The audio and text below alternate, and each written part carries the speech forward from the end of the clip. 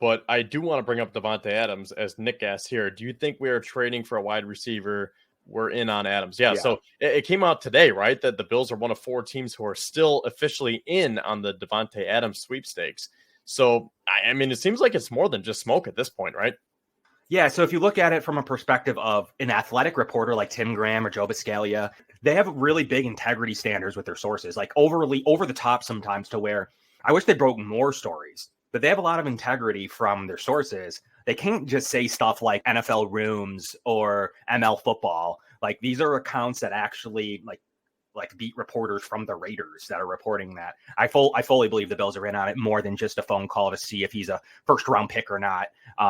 The Bills make this deal, in my opinion, if they have the cap space, and they make this deal if for some reason they can get out of it. But Kevin, the Bills have 0 players that they can restructure right now. They have nobody over a $2.8 million base salary, meaning that every single lever has been pulled to this point for this season.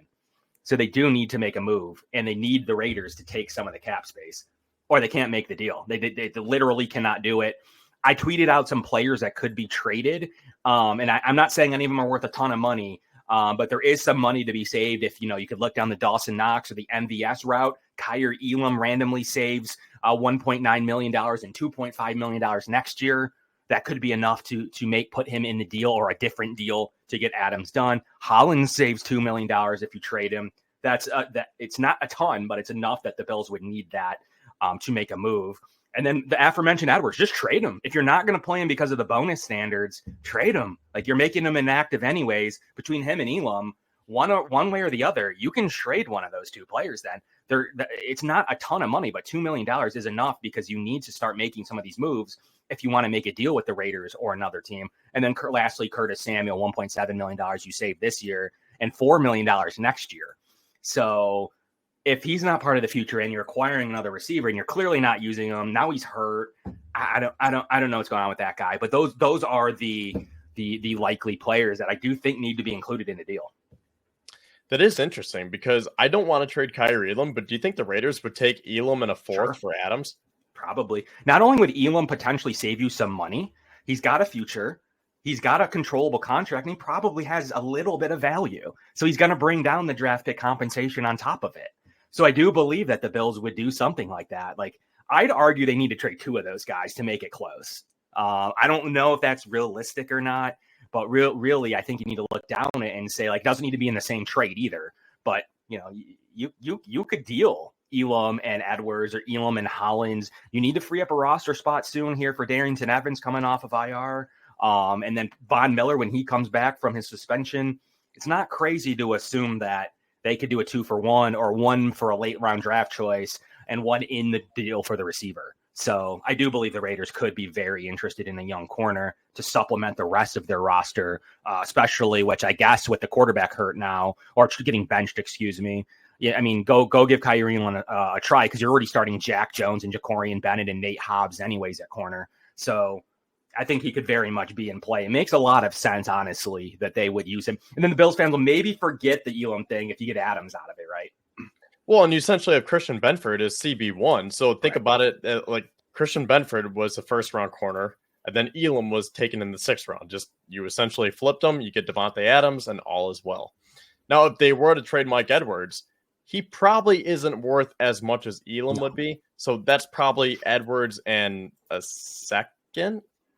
Builder Kai Edwards and a 3rd, but yeah, it's probably realistically maybe a little bit of sugar, but more or less Edwards would be a trade there that would help you out more than them. Essentially, you're freeing a roster spot, you're freeing up a little bit of money to help this deal get done. They may look at him as a player they could use down the stretch a little bit in Raiders just to see what they have, and maybe could look at a new contract. But yeah, you're looking at a 6th or 7th round pick value out of Edwards. He is a pretty good football player. That's what's interesting about the most recent non-playment. But if they don't want to pay him his bonuses, let him go to a team that will.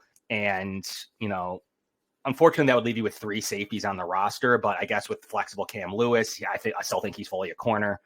Now you got to call somebody up. You do have we have Lewis Seen, a dime backer, now practicing as a dime backer more than a safety. So there's realistic options the Bills can make that would transpire like a rolling rock down a hill if you're looking at getting a receiver like Davante Adams. You got to start somewhere, and you do have to trade one. I know everyone's going to say, I don't know how much any of these guys are worth. It doesn't matter what they're worth. They would probably have to be included in a deal in order for the Bills to acquire somebody of that stature. That is interesting because I haven't thought about it from that perspective. Because, like I said, I think Kaiir Elam is still, maybe he's not worth that first round pick tag anymore. He was selected, 25th overall a couple of years ago? Yeah. So, again, it looks like Christian Benford should have been selected as that 25th overall player, and Elam should have been taken on Saturday. Mm-hmm. But either way, I feel like he could still carve out a nice role because look what happened last year in the playoffs when you needed Elam to step up. And he had that big interception against the Steelers. So I feel like you can still use that athleticism to your advantage. And they already only have Jamarcus Ingram. And to be fair, I was saying the Bills needed an outside corner all summer. Now, Ingram filled those shoes very nicely. So I think the Bills are fine right now. But then you would only have 3 boundary corners if you trade Elam. So I'm sure they could shuffle some things around, maybe call someone up from the practice squad. But I just feel like there's a lot there with Elam, and I'm not ready to part with them yet. But then again, like if it does get you Davante Adams, you almost have to, considering how well Christian Benford's playing. The boundary corner thing to me is like they can do so many different things. And yeah, no, they would be a little bit thin if a boundary went down. I think obviously they've been over to already come one of their best players in Taron Johnson. Overcome, I guess, is however you feel that they've done since. But they did have a lot of choices where they could go.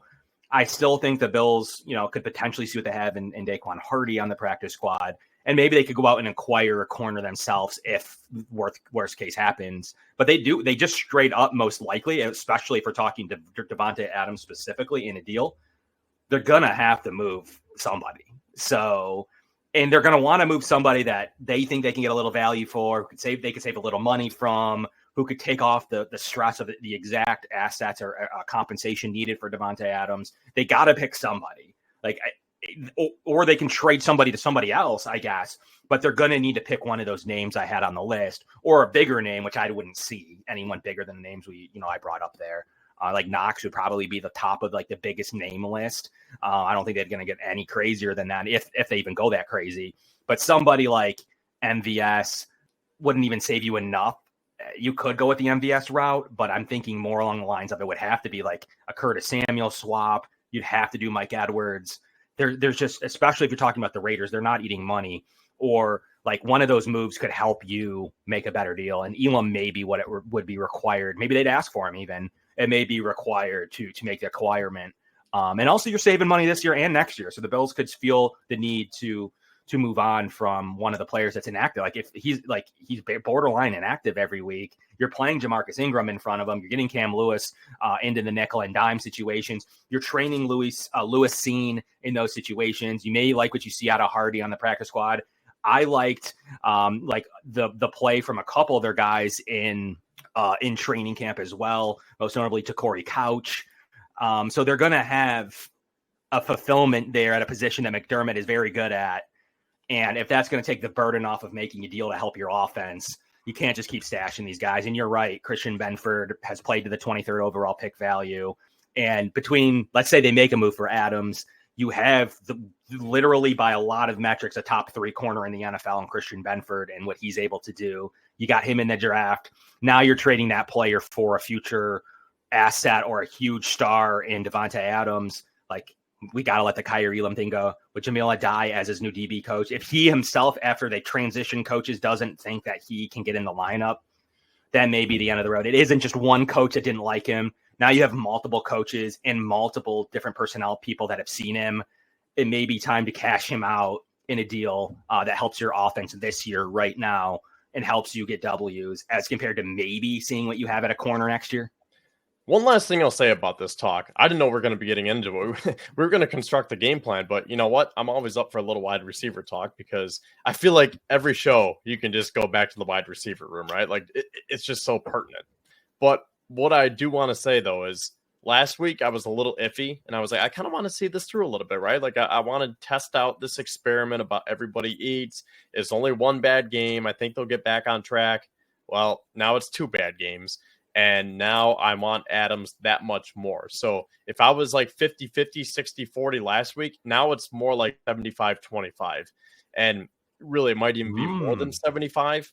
But I don't want to get too crazy and say, like, we need Davante Adams because, like I was telling Thad, just 2 weeks ago, the Bills were everyone's darling, and everyone was talking about them as Super Bowl contenders. Josh Allen was the MVP. He won AFC Player of the Month with all these wide receivers who we are now complaining about.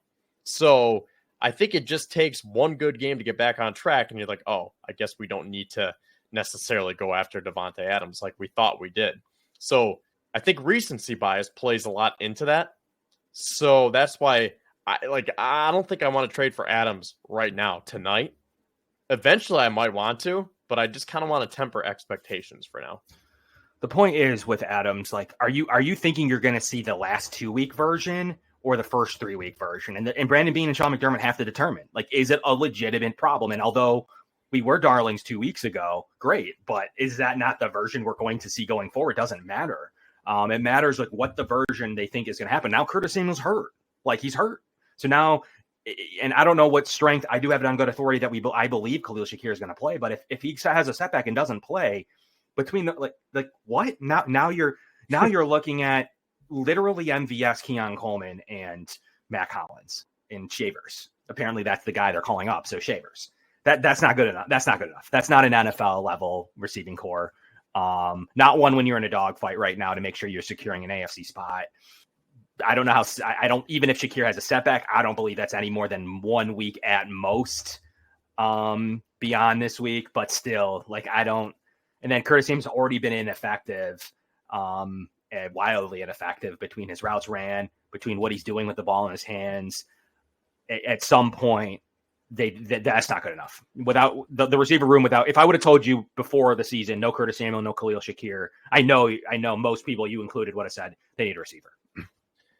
Yeah, when you look at it that way, it kind of feels like this is 2018 all over again with the Kelvin Benjamin-led receiver room, and Josh literally just had no one. And that receiving core was so bad.